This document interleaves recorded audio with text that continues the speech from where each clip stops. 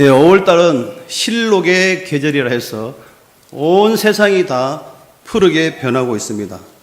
이 푸른 계절이 너무 보기 좋아서 5월달을 가정의 달로 정했습니다. 그래서 어린이날, 어버이날, 스승의 날, 또 어제는 또 우리가 효도관광으로 또 우리 어르신들을 모시고 버스 내도해서 또 놀러 갔다 왔습니다. 심지어는 5월 21일은 성년의 달 해서 5월달에 좋은 거는 다 집어넣어 놨어요. 그래서 참 5월달은 복받은 날들입니다. 그러나 이 5월달이 그렇게 좋은 일만 있는 것 같지는 않습니다. 5월 7일 그 한국일보 기사에 보니까 뉴스에도 보니까 놓은 것더라고요. PPT 하나. 예. 부끄러운 어버이날, 글씨가 잘 안 보이죠? 예. 눈을 크게 뜨시면 보이십니다. 부끄러운 어버이날, 노인 학대 2명 중에 1명은 자녀들이다. 저는 이 기사를 보고 대충은 짐작했지만 참 제가 놀랐습니다. 그 보건복지부의 2016년 그 노인학대 현황 보고서에 따르면 학대 가해자의 순위는 그 1위가 아들. 부모를 제일 학대 많이 한 사람은 아들이랍니다. 아들들 조심하셔야 돼요. 잘 지켜봐야 됩니다. 저도 아들이지만. 2위는 배우자. 그 중에 남편들, 또 아들이에요. 3위는 딸. 이렇게 해서 순서가 집계되고 있습니다. 아들 학대가 가장 많은데 37.3%, 저게 뭐죠? 37.3%, 10명 중에 4명은 아들한테 학대를 받고 있습니다. 딸이 10.2%인데 두 개 합치면은 47.5%.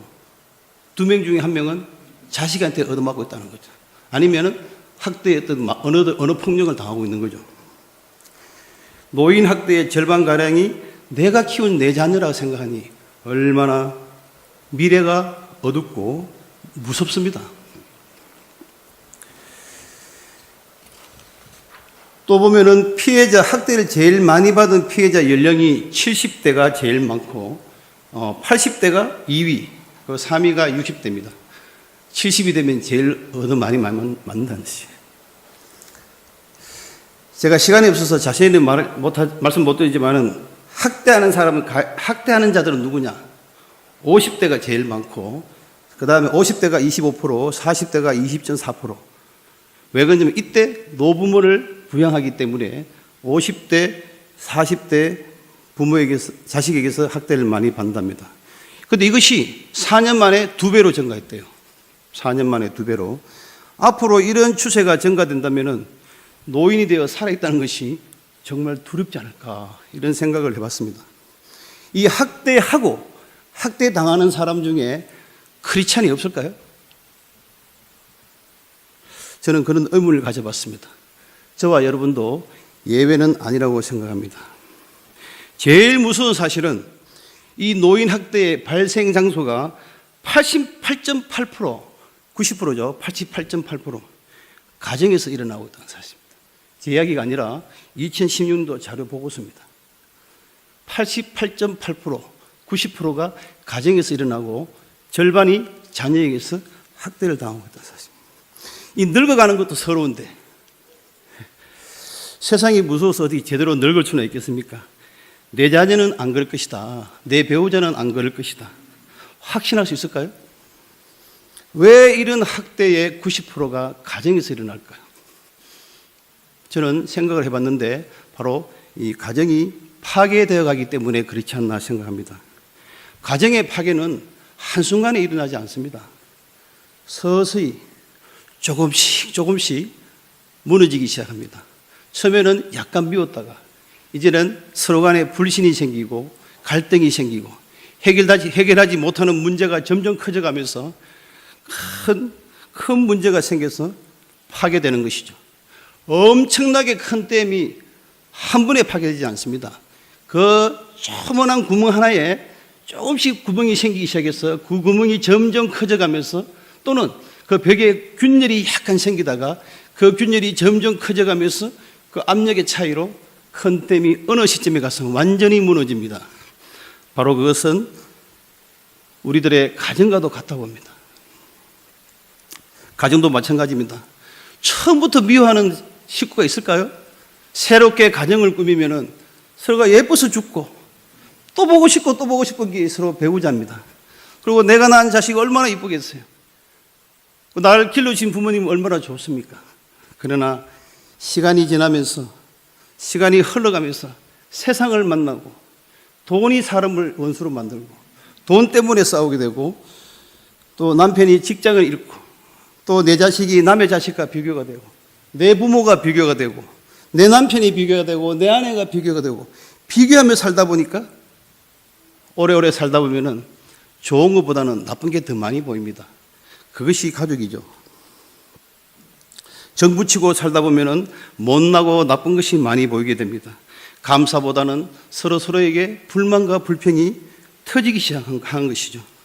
그때부터는 사랑스러웠던 내 자식이 또 내 아내가 내 남편이 미워지기 시작합니다. 내가 어릴 때 존경했던 그 부모님도 늙어지면은 답답하고 짐이 되기 시작하는 것입니다. 세상 불신자들은 어떻게 자녀를 가르치든 양육하든 저희들은 크게 걱정할 거 없습니다. 그러나 저희들은 하나님을 믿습니다. 하나님을 믿는 저희들은 온전한 신앙으로 모범의 믿음의 가정으로 키우는 것이 가장 중요합니다. 자식에게 재물이나 학력이나 학벌이나 스펙을 준다고 대기업체를 물려준다고 해서 그 가정이 온전한 가정이 되지 못합니다. 저는 오늘 성경에 나오는 믿음 좋은 한 가정을 소개하러 갑니다. 오늘 설교 제목인 그 아므람과 요게벳, 혹시 이 사람이 오늘 본문에 나오지 않았어요. 그래서 제가 궁금하라고 제목을 이렇게 정했어요. 다 아시는 것 같아요. 아므람과 요게벳은 누굽니까? 아므람과 요게벳, 바로 모세의 어머니와 아버지죠. 아버지가 아므람이고 그다음에 엄마가 요게벳입니다. 그거는 출애굽기 6장과 민수기 26장에 나옵니다. 자, 아므람과 요게벳은 모세의 부모님이고 갈대 상자에 들어간 아기는 아시다시피 모세입니다. 1절에 보시면은 레위 가족 중에서 한 사람인 아므람이 같은 지파인 레위인 여자 요게벳에게 장가를 갔습니다. 두 사람은 같은 지파였기 때문에 같은 신앙으로 믿는 사람끼리 만난 것이죠. 이 아므람은 뜻이 고상한 백성이라는 뜻이고 요게벳은 여호와는 영광이다라는 뜻인데 이름만 봐도 이 요게벳은 참 하나님 앞에 좋은 믿음의 가정으로 자랐고 또 아름다운 여인임을 알 수 있습니다. 이 부부는 모두 경건한 가문의 자손으로서 믿음의 가정에서 이루어졌습니다. 이 가정에서 난 자식이 3명인데 바로 큰 누나 미리암, 그 다음에 아론, 모세가 되겠습니다. 모세는 이집트에서 그 노예 생활하던 자기의 백성을 이끌고 민족의 지도자가 돼서 바로 백성들을 구출하는 엄청난 민족의 지도자로 모세를 키운 가정입니다. 그리고 형 아론은 또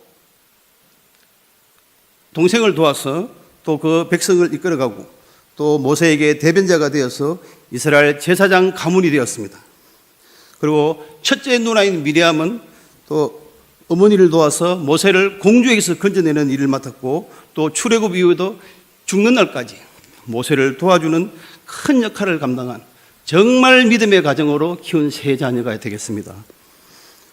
유대인들은 아버지가 외국인이라도 엄마가 유대인이면은 그 자녀를 유대인으로 인정한답니다. 그 반대로 엄마가 유대인이 아니고 아버지가 유대인이면은 유대인으로 인정하지 않는답니다. 그것은 바꾸어 말하면은 엄마의 가정교육이 정말 중요하고 좌우된다는 걸 알 수 있습니다. 그러나 요즘 우리는 다 맞벌이 부부라서 엄마만 자식을 키울 수가 없기 때문에 둘 다 엄마 아빠가 자녀 교육에 우선적으로 책임을 져야 될 것입니다. 요게벳이 모세를 낳을 때에 이 애굽 왕은 히브리의 남자아이들을 모두 말살시키는 정책을 펴기 시작했습니다. 왜냐하면 애굽의 남자보다도 이 이스라엘 남자가 너무 많으니까 나중에 정권이 바뀌겠다, 우리가 오히려 잡히겠다, 이런 생각이 들어서 두려웠기 때문에 애굽 왕은 유대에 있는 남자아이들을 모두 죽이라는 명령을 내렸습니다. 만약에 믿음이 연약하고 믿음이 약한 부모였다면 애굽 왕이 두려워서 자식을 낳지 않았을 것입니다. 그러나 이 어머니 요게벳은 세상보다는 하나님을 더 경외하였으므로 왕의 명령을 무서워하지 않고 신앙으로 믿음으로 아들을 낳았으며 키웠습니다. 오늘 읽은 데도 나오지만은 히브리서 11장 23절에 보면 모세가 났을 때 그 부모가 아름다운 아임을 보고 석 달 동안 숨겨서 왕의 명령을 무서워하지 않았다. 왕의 명령보다도 하나님을 더 믿었다는 것이죠. 태어날 때부터 하나님이 키우신다는 그 확신과 믿음이 있었던 것이죠. 태어날 때부터 하나님께 자식을 맡기는, 우리는 태어날 때부터 이 자녀가 세상에서 큰 사람 되게 만드는 것이 아니라 하나님 앞에서 하나님을 위해서 모든 것을 키워가겠다는 그 믿음이 중요한 것이죠. 그래서 우리는 자녀를 키우면서 하나님께 맡겨야 되지, 세상에 스펙을 쌓고 학벌을 쌓고 또 능력을 키우기 위해서 자녀를 키우면 더 힘들어집니다. 저희 교육부서 초등학교, 중학교, 초등부, 중등부, 고등부, 대학부까지 교육부서에서는 시험기간이 되면 비상입니다. 시험기간이 되면 40몇 명 나오다가 시험기간 되면 25명으로 떨어집니다. 얼마나 저희들은 무섭겠습니까? 그러나 그때 25명 놓은 그 자녀들을 우리는 믿음 좋은 가정으로 추측할 수도 있습니다. 시험기간에 예배 안 빠지는 학생은 두 종류입니다. 하나는 공포자, 아니면은 예수쟁이입니다. 둘 중에 하나입니다. 공포자는 뭐겠어요? 예, 공부를 포기한 자. 예, 공부를 포기해서 시험을 치든 말든 나는 그냥 교회에 노는 것이 좋다, 이런 친구 있고, 또 정말 예수쟁이, 내일 시험을 본다 하더라도 오늘 교회 가라, 그렇게 해서 노는 중. 우리 교회는 공포자는 없고 다 예수쟁이라서 보낸 줄로 저는 믿습니다. 예. 또 하나 더 무서운 게 하나 있습니다. 시험 기간보다 더 무서운 게 바로 달력에 월요일 날 빨간 날. 왜 그런지 아십니까? 바로 이분 같은 경우에요. 토요일 날 노는 날이라고 월요일 날 보너스 받아서 토, 일, 월 3일 동안 쉬는 날은 저는 이제 공포가 옵니다. 공포가. 2박 3일 동안 휴가를 얻었으니 이거 가정을 지키면서 단란한 한때를 꾸리기 위해서 우리 애야, 너와 나가 지킬 수 있는 건 사진 찍어야 되니 이 2박 3일 휴가 기간 갔다 오자. 그래서 많이 빠집니다. 이 2박 3일, 3박 4일의 휴가를 떠납니다. 어떤 부분은 외국까지 여행을 떠납니다.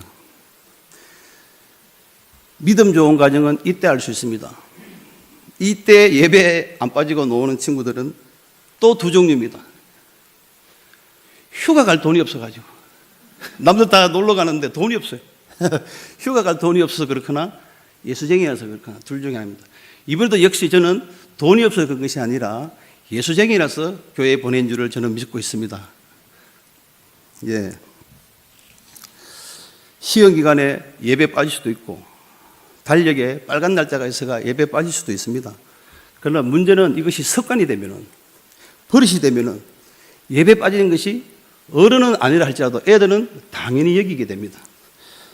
나중에 이 친구들이 성장해서 자라서 뭐라고 말하겠어? 부모님한테 엄마 아빠가 그렇게 가르치지 않았냐고. 그때 뭐라고 이야기하실 거예요? 당연히 예배를 등한시하게 됩니다. 내가 어릴 때 그렇게 놀러 다녔고, 내가 2박 3일 빨간 날 있을 때 놀러 갔고, 시험 기간에 당연히 부모님이 공부를 했는데 당연히 빠져야죠. 그래서 결국은 그 화살은 부메랑이 되어서 부모에게 돌아온다는 이야기입니다. 자녀의 믿음은 부모의 믿음에 영향을 받는 사실을 믿으시기를 바라겠습니다. 모세의 부모는 이제 석 달을 숨겨놓고 키웠습니다. 더 이상 감출 수 없게 아기가 커지고 소리가 커지고 이제 넉 달이 되니까 요게벳은 어머니는 갈대 상자에 넣어서 나일강에 띄워보냅니다.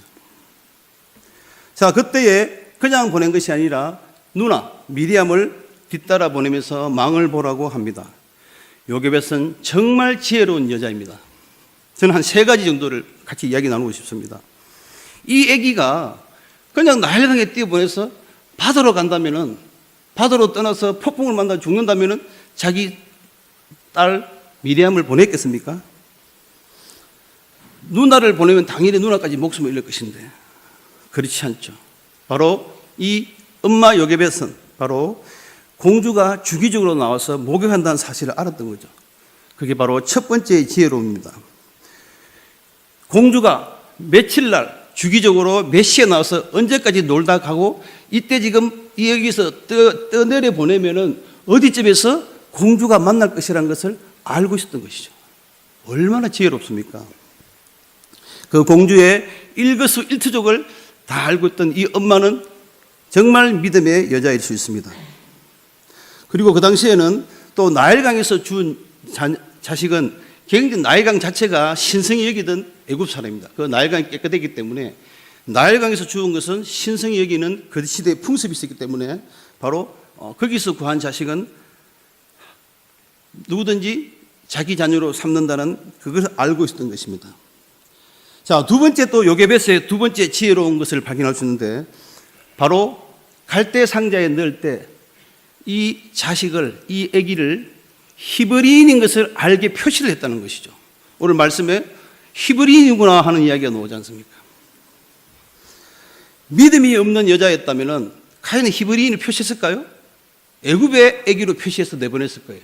그러나 이 요게벳은 히브리인인 것을 알 수 있게 표시를 해서 내보낸 것입니다. 믿음이 없는 여자 같으면 바로 이 애굽의 아기로 둔갑을 시켰을 것입니다. 그러나 그녀는 모세를 하나님께 맡겼고 하나님 반드시 구원해 주실 거라는 그 확신이기 때문에 히브리인이라는 표시를 정확하게, 담대하게, 자신 있게 표시해서 보냈던 것이죠. 얼마나 믿음의 지혜라고 볼 수 있겠습니까? 왜 그녀는 히브리인 표시를 했을까요? 만약에 이 아기를 이 공주가 건졌다면은 바로 모유를 먹여야 되는 거죠. 그 당시에는 무슨 분유가 있었겠습니까? 다 모유를 키웠으니까. 이 모유를 키우기 위해서는 히브리인이니까 히브리인 여자를 구할 것이다. 내가 다시 만날 수 있다는 그런 확신이 있었던 것이죠. 바로 기도하는 여자였고 하나님 앞에 확신 있는 여자였기 때문에 이 모든 것은 우연히 이루어진 것이 아니라는 사실이죠. 공주가 히브리의 애라고 말했을 때 만약에 왕께 바쳐지면 죽을 수도 있습니다. 그러나 자신 있게 그는 하나님께 맡긴 것입니다. 그 성경학자들의 주장에 따르면 그 당시 BC 한 1500년대 보면은 애굽을 다스렸던 이 투트모스 1세인데 그의 딸이 바로 하세수트라고 합니다. 이 하세수트는 딸만 하나 있었는데 그 딸이 죽었대요. 그래서 뭔가 자녀를 기다리고 있었는데 그 아기가 바로 모세였던 것이죠. 세 번째 지혜로움은 바로 그녀의 딸을 미리암을 보내서 적절한 시간에 네가 공주 앞에 나가서 이렇게 말해라. 그 타이밍이 적절하게 맞았고 정확하게 맞았던 것이죠. 그래서 엄마 그 공주 앞에 나아갔을 때 이 모유를 먹일 사람을 제가 알고 있으니까 데리고 오면 어떨까요? 그럴 때 싫으라고 할 수 있겠지만은 그 공주는 데리고 오라고 합니다. 공주는 적절한 타이밍에 나타난 미리암을 통해서 모유를 먹일 수 있는 히브리 여자를 데리고 오라 합니다. 그래서 이 미리암은 자기 엄마를 데리고 간 거죠. 이 요게벳은 유모가 되었어. 바로 유모가 되어서 자기 아들을 직접 안전하게 특권과 축복을 받으면서 키웠던 것이죠. 또 하나 더 복으로 얻은 것이 뭐냐? 이 지금 보면은 9절에 보니까 내가 그에게 그 삭슬 주리라. 양육비까지 받아가면서 이거 진짜 일거양득 아닙니까? 내 자식을 키울 수 있고 또 양육비도 삭슬 주리라. 내가 모유를 먹여주면 삭슬 주리라. 양육비도 받아가면서 신앙인으로 키울 수 있다는 그 확신이 있었던 것이죠. 그러면서 그녀는 젖을 먹이면서 아마 추측으로는 히브리 여자들은 한 7세까지 먹인다는데 애굽에서는 보통 한 3, 4세까지 먹인다 하더라고요. 그래서 적어도 4년 동안은 자기 손으로 자기 자식을 매일 모유를 먹이면서 기도하면서 신앙으로 말씀을 심어주면서 키워간 것이죠. 그 작은 짧은 4년을 통해서 36년의 세월을 더 애굽의 왕자로 있으면서 결국은 40년 뒤에 하나님이 민족의 지도자로 사용한 것입니다. 그래서 아기가 태어나서 4년, 어릴 때 그 신앙이 굉장히 중요한 것이죠. 물론 지금의 4년하고 좀 다를 수는 있겠으나 어릴 때 4년 동안에 철저하게 히브리 믿음에 너는 하나님의 자녀라는 것을 심어준 이 요셉은 정말 대단하다고 볼 수 있겠습니다. 그 부모님의 신앙교육을 통해서 바로 이 신앙교육을 통해서 이 세 자녀는 하나님에게 귀하게 쓰여지는 역사가 나타납니다. 또 사무엘상 2장에 보시면은 사무엘상 2장에 엘리의 가정과 한나의 아들인 사무엘의 가정이 공교롭게도 동시에 나타납니다. 사무엘상 2장 1절에 보면은 바로 한나의 기도로 시작하죠. 한나가 기도가 끝나고 난 뒤에 이 사무엘을 하나님께 바칩니다. 그리고 2장 12절에 바로 누가 나타나냐면은 엘리 제사장 엘리가 나타나고 그 두 아들 홈니와 비나하스가 나타납니다. 성경 말씀해 보니까 2장 12절에 행실이 나빠서 제사장의 두 아들인데 성경에서는 행실이 나빠 여호와를 알지 못하더라. 아버지가 제사장인데 어떻게 여호와를 알지 못합니까? 저는 이 말씀을 볼 때 참 놀랐어요. 어떻게 짧은 2장 안에 앞부분에 사무엘 가정을 소개하고 12장 12절부터는 엘리의 가정을 소개하고 있습니다. 하나님께서는 두 가정을 비교하시기 위한 겁니다. 제사장의 두 아들인 홈니와 비나스는 부유하고 건의 있고 명문 가문으로서 정말 부족함이 없이 잘 키울 수 있는 그런 넉넉함에 있는 믿음으로 키울 수 있는 자녀들이었습니다. 그들은 교회를 다녔지만은 올바른 믿음의 가정이 아니었습니다. 그러나 사무엘, 아빠가 엘간하고 엄마가 한나인 이 사무엘은 정말 바로 기도한 후에 하나님께 바쳐졌으니까 정말 가난하고 또 엘리 제사장 밑으로 들어왔으니 그야말로 막내 사안으로서 심부름꾼으로 들어왔을 것입니다. 먹고 싶은 거 마음대로 못 먹고 엄마 아빠가 옆에 없으니까 먹고 싶은 거 마음대로 못 먹고 쓰고 싶은 거 마음대로 못 쓰고 그저 형님처럼 되는 그 홈니와 비나스가 시키는 대로 했어야 될 것입니다. 그것을 하면서 묵묵히 엄마의 기도의 힘을 의지해서 이 사무엘은 성장해 갔습니다. 세월이 흐른 후에 두 가정은 너무나 달라졌습니다. 사무엘은 믿음의 가정에 자란 사무엘은 이스라엘의 족장시대와 사사시대를 마감하고 바로 이스라엘의 강력한 왕권의 시대가 나타나게끔 하는 바로 첫 단추를 여는 사명자로 하나님께서는 이 사무엘을 사용하십니다. 그러나 홈니와 비나스는 블레셋에게 맞아 죽습니다. 그리고 언약궤도 빼앗깁니다. 아버지가 내 자녀 이 두 아들이 언약 싸움에서 블레셋과 싸움에서 언약궤를 빼앗겼던 걸 듣고 나서 놀래가지고 뒤로 자빠져가지고 목이 부러져 죽었어요. 얼마나 이게 비교가 됩니까? 다 죽었습니다. 제사장 가문에 있는 아버지와 두 아들이 다 죽게 된 거죠. 자녀에게 올바른 믿음을 유산으로 물려주는 것은 정말 중요합니다. 재물도 권력도 명문 집안이 아닙니다. 그 재물도 없었고 권력도 없고 아무것도 없던 그 사무엘은 바로 하나님께서 이스라엘 최고의 지도자로 만든 것입니다. 자식에게 물려줄 재산이 없어도 성경에 살아있는 말씀을 확실히 자녀에게 전해주면 그 자녀는 반드시 성공하게 되어 있습니다. 우리가 그것이 자신이 없어서 그런 거예요. 본인이 자신이 없고 본인이 의심스러우니까 그것을 제대로 못 키운 겁니다. 아브라함 링컨은 초등학교 1학년 중퇴입니다. 사고 쳐서 중퇴가 아니라 집안 형편이 너무 힘들어서 중퇴합니다. 그리고 3년 흐르고 난 뒤에 10살이 될 때 자기를 낳아주신 어머님이 돌아가십니다. 줄 게 있어야지. 집안 원래가 가진 게 없으니까 줄 게 없어요. 마지막으로 아들 링컨에게 주는 것이 하나 있습니다.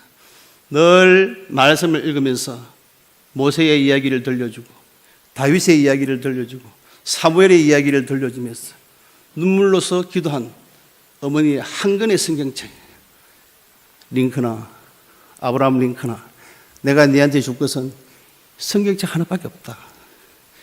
이걸 가지고 네가 열심히 살아라. 아브라함 링컨은 돈 한 푼 받지 않았고 아무것도 받지 않았지만 성경책 한 권으로 대통령이 되었습니다. 왜 그것이 가능했냐?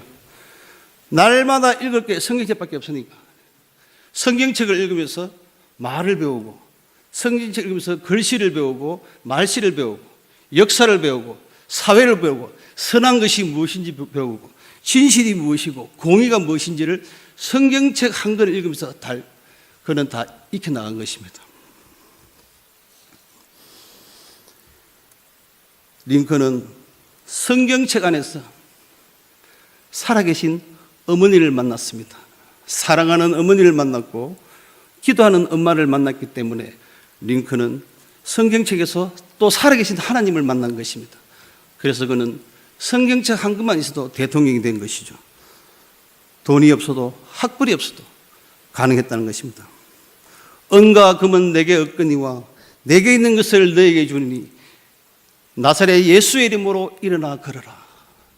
베드로가 한 이야기입니다. 나사렛 예수 이름이면은 걷지 못하는 자가 일어나서 걸었다는 것을 역사가 증명하고 있습니다. 나사렛 예수의 이름이면 믿음의 가정이 지켜지고 가정이 파괴되지 않는다는 것을 베드로는 신약 성경에서 저희들에게 이야기해 주었습니다. 말씀을 마무리합니다. 자녀를 출산하는 것도 중요하지만 자녀를 올바르게 가정교육을 시키는 것이 더욱 중요합니다. 제가 오늘 처음에 소개시켜 드린 노인들의 학대는 일부분입니다. 이 현실은 작은 한 부분일 뿐입니다. 미래에 우리가 어두운 것만 있는 건 아니고 밝은 부분도 있겠죠. 그러나 우리가 또 미래를 걱정 안 할 수가 없습니다.